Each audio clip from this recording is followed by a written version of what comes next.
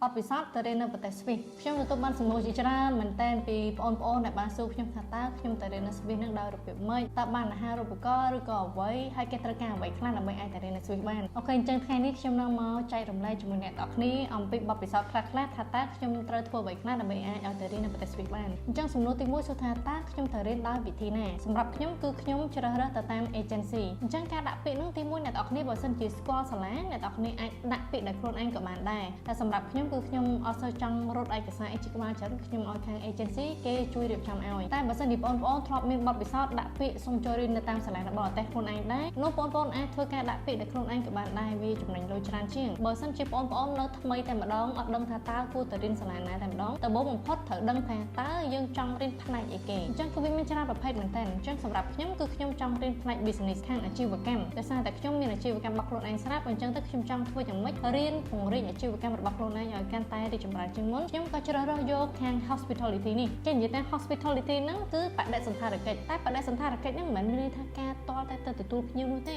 តាមពិតបដិសណ្ឋារកិច្ចដែលគេរៀននៅក្នុងនេះគឺការបម្រើសេវាកម្មអញ្ចឹងគឺវាត្រូវចំពោះអ្នកដែលគាត់មានអាជីវកម្មមិនថាវាជា product មិនថាវាជាសេវាកម្មអ្វីនោះទេឲ្យតែយើងជួបជាមួយអតិថិជនគឺយើងតែងតែប្រើនៅ hospitality ទាំងអស់ឥឡូវគេមាន website អ្នកនរគ្នាអាចដាក់ពាក្យទៅតាម website ក៏បានដែរតែគាត់ថាអ្វីគួរទុកចិត្តបានអ្វីដែលមិនគួរទុកចិត្តបានអាហ្នឹងគឺយើងត្រូវតែគ្រប់គ្រងហានិភ័យដោយខ្លួនឯងពីព្រោះអាហ្នឹងយើងអត់ហ៊ានធានាណាថាយើងដាក់ពាក្យទៅតាម website នេះគឺដឹងថាបានដឹងតែពិតប្រាកដនឹងមានអ្នកណាធានាជាមួយយើងទេតែបើសិនជាសម្រាប់ខ្ញុំដាក់ពាក្យទៅតាម agency ហ្នឹងយ៉ាងហោចណាស់ក៏គាត់ជាអ្នកទទួលខុសត្រូវដែរមិនអញ្ចឹងព្រោះគាត់គឺមានទីតាំងនៅស្រុកខ្មែរអញ្ចឹងទៅតែសម្រាប់ agency ហ្នឹងអ្នកនរគ្នាអាចស្វែងរកបានដោយខ្លួនឯងហើយកុំភ័យអ្នកនរគ្នាតាក់ទងជាមួយនឹង agency បើសិនជាអ្នកនរគ្នាចង់ស្វែងរកគឺមានច្រើនណាស់នៅក្នុងពេញហ្នឹងស្វែងរកទៅក្នុង TikTok ឬក្នុង Facebook អីហ្នឹងគឺមានច្រើនមែនតើអ្នកនរគ្នាអាចជ្រើសរើសយកបានអញ្ចឹងសំណួរទី2សួរថាតើខ្ញុំទៅរៀនដោយការបង់លុយឬក៏អាហារូបករណ៍ខ្ញុំគិតថាបងប្អូនជាច្រើនប្រហែលជាចង់ទៅលក្ខណៈអាហារូបករណ៍ផ្ទាល់តែម្ដងសរុប 100% សូមតែខ្ញុំក៏ចង់បានអាហារូបករណ៍ 100%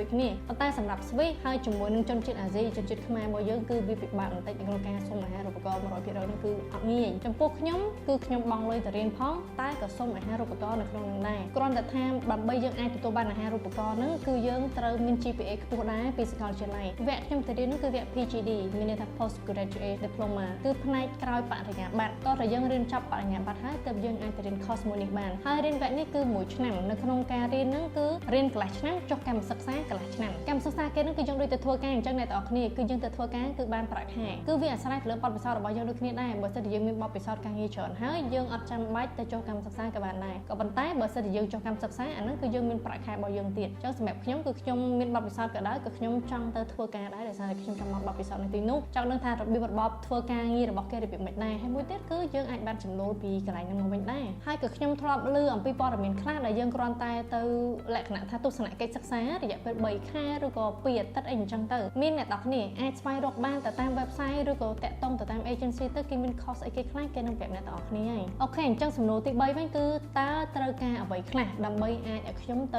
រៀននៅទីនោះបានទៅរៀនមុខវិជ្ជានឹងបានដោយសារតែខ្ញុំរៀនមុខជំនាញតាក់ទងជាមួយនឹង hospitality ឬក៏បដិសណ្ឋារកិច្ចហ្នឹងអញ្ចឹងវាទាមទារឲ្យខ្ញុំត្រូវមានបរិញ្ញាបត្រតាក់ទងជាមួយនឹងអាជីវកម្មឬក៏ផ្នែកទេសចរឬក៏បដិសណ្ឋារកិច្ចផ្ទាល់តែម្ដងសម្រាប់ខ្ញុំដោយសារតែខ្ញុំមានបរិញ្ញាបត្រផ្នែកអាជីវកម្មស្រាប់អញ្ចឹងទៅពេលខ្ញុំដាក់ពាក្យទៅគឺវា symmetry ជាមួយនឹងអ្វីដែលយើងចង់រៀនអញ្ចឹងគេនឹងទទួលយើងតែបើសិនជាយើងអត់មានសញ្ញាបត្រតាក់ទងជាមួយនឹង course ដែលយើងចង់រៀនទេអាហ្នឹងគឺយើងអាចចូលទៅរៀន course នឹងបានដែរបើទោះបីជាយើងបង់លុយទៅរៀនក៏ពិតមែនប៉ុន្តែមិនមានន័យថាឲ្យតែយើងមានលុយគឺយើងអាចទៅរៀនបានទេណាអ្នកនរគ្នាតែដូចខ្ញុំប្រាប់អញ្ចឹងវាអាស្រ័យទៅលើ course ដែលយើងសិក្សាតែបើយើងចូលថ្នាក់សាកលវិទ្យាល័យអាហ្នឹងយើងទាមទារពីថ្នាក់វិទ្យាល័យទៅអញ្ចឹងទៅសម្រាប់ការទៅរៀននៅស្វីសហ្នឹងអ្នកនរគ្នាបើសិនជាការដាក់ពាក្យទៅបើនិយាយថាពិបាកក៏មិនពិបាកស្រួលក៏មិនស្រួលប្រហែលដែរឲ្យតែអ្វីដែលគេចង់បានគឺវា symmetry នឹងអ្វីដែលយើងមានអាហ្នឹងគឺយើងមិនពិបាកនៅក្នុងការទៅទេតែខ្លាចតែថាយើងរៀនផ្នែកអាជីវកម្មហើយបន្ទាប់មកយើងចង់តទៅវិស្វករអីហ្នឹងមិនពិបាកតែមួយទៀតប្រព័ន្ធអប់រំនៅស្រុកខ្មែរយើងគឺគេអត់ទទួលស្គាល់កម្រិតស្តង់ដារដូចគ្នាជាមួយនឹងនៅប្រទេសស្វីសទេអញ្ចឹងកន្លែងនេះក៏ជាផលលំបាកមួយសម្រាប់យើងដែរបើដូចពួកគេអ្នកនៅអឺរ៉ុបស្រាប់ណាអ្នកនរគ្ន